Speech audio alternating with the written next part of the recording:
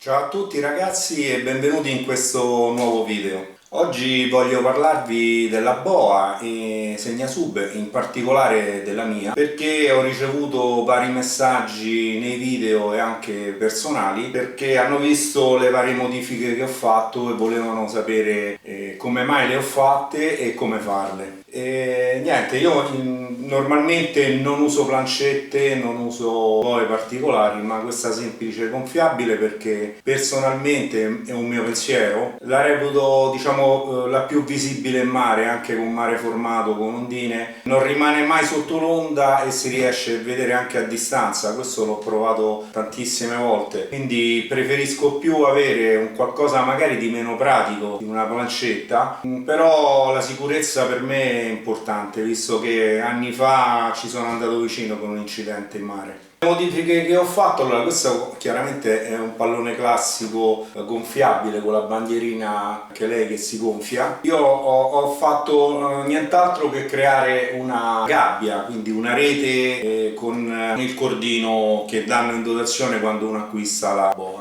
E adesso vi faccio vedere così nel dettaglio come l'ho realizzata. Questo perché praticamente quando la boa è in acqua e mettiamo a parte i pesi, il pallone eccetera, non lavora sul tacco in plastica che sta al centro del pallone. Quindi in questo modo lavora su tutta la superficie della boa e non la rompe ed è più resistente. Io giorni fa ci ho attaccato un'ancora che ho trovato di 5 kg e l'ho portata con me per circa un'ora e non mi ha creato nessun problema, e praticamente il pallone, eccolo qui, è sano e vegeto. Quindi va fatta questa rete con il cordino e poi io ci metto questo moschettone dove da qui poi chiaramente mettiamo quello che vogliamo. Bene, adesso passiamo così a farvi vedere in grandi linee come l'ho realizzata. Allora, come vi dicevo, questa è la boa senza la rete che ho realizzato sull'altro. Quando lo acquistiamo, oltre al pallone ci danno del cordino colorato, bianco, giallo, rosso, non ha importanza, l'importante è che sia diciamo un cordino plastificato che poi servirà con l'accendino a scioglierlo per creare delle palline per non far sciogliere i vari nodi che facciamo. Allora, inizialmente io ho fatto praticamente un cappio che va all'interno della bandierina, quindi con del cordino noi creiamo un cappio che non deve essere diciamo stretto, deve avere un pochino di gioco, circa 1 centimetro più grande, e poi da qui fatto il nodo io ho creato un cordino che va a finire nella parte bassa, quindi in questa parte qui, e ho calcolato, ho tagliato circa un 20 cm in più, perché poi dopo questo andrà legato in questa parte qui. Quindi questa parte è il primo che abbiamo fatto. Ora lo togliamo per praticità, così possiamo fare anche gli altri. Prendiamo questa parte qui, va divisa a metà, quindi questa parte tagliata così si piega e si trova la metà del cerchio e si fa un nodo col cordino che abbiamo ancora qui. Io faccio un nodo scorsoio che rimane sempre in tiro e non si scioglie.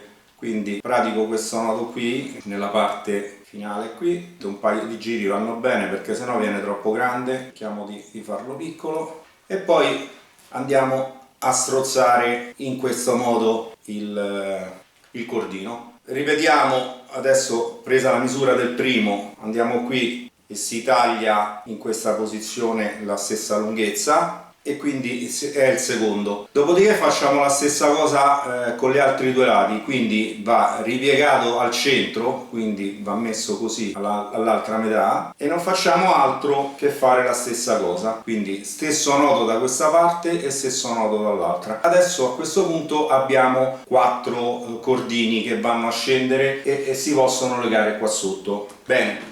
Chiaramente per fermarli dobbiamo mettere il moschettone. Io adesso non ce l'ho uno pronto da farvi vedere, però praticamente in questo modo qui adesso lo rimettiamo quando sono tutti a 4, rimettiamo il cerchio che abbiamo realizzato Mi raccomando, il pallone non va gonfiato al massimo, va tenuto leggermente sgonfio. A questo punto noi abbiamo tutti e quattro i cordini qua sotto. Io adesso ce ne ho soltanto due, però immaginate che ce ne stanno altri due, uno di qua e uno di là, quindi per velocizzare il video, se no viene lunghissimo. A questo punto non facciamo altro che tagliare alla stessa distanza e qui dobbiamo mettere un moschettone. Io il moschettone lo fermo qui sull'occhiello in plastica con un cordino, faccio un cordino e gli do un lasco di 3 o 4 cm per dare il centro al pallone e di modo che poi rimanga sempre posizionato a questo punto e poi anche se vogliamo poi successivamente cambiarlo perché il pallone si è bucato e vogliamo sostituirlo, possiamo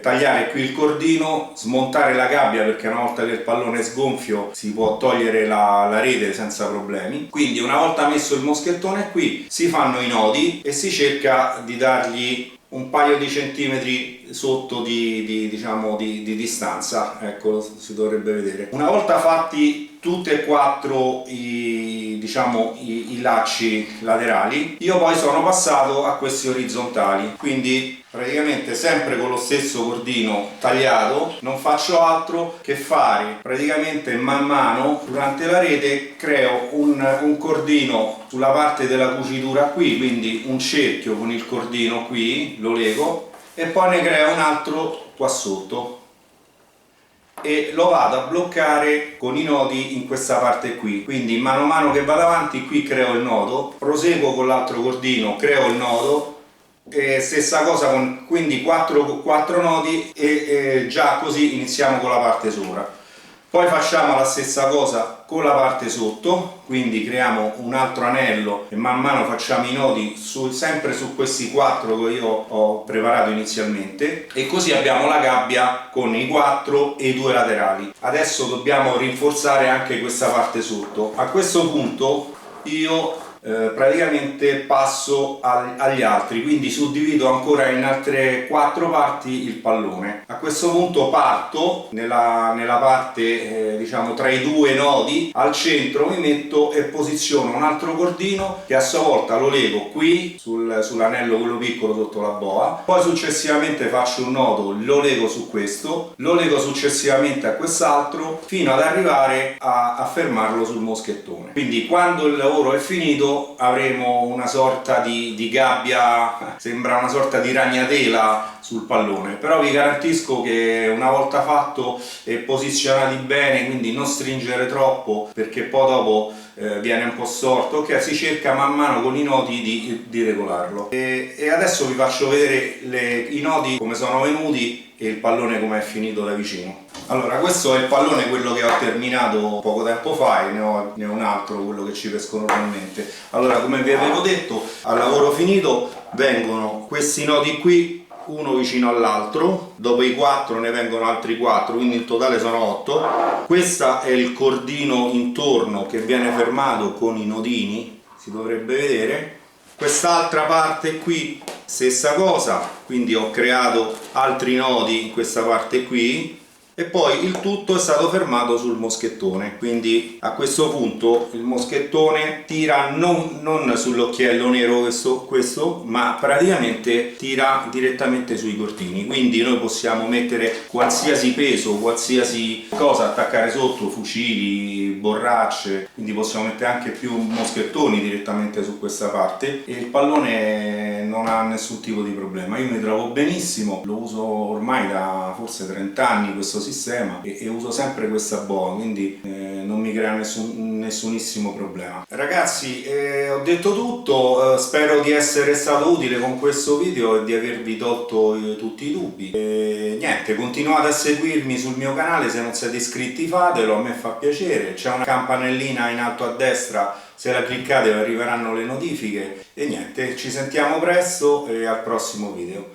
Ciao!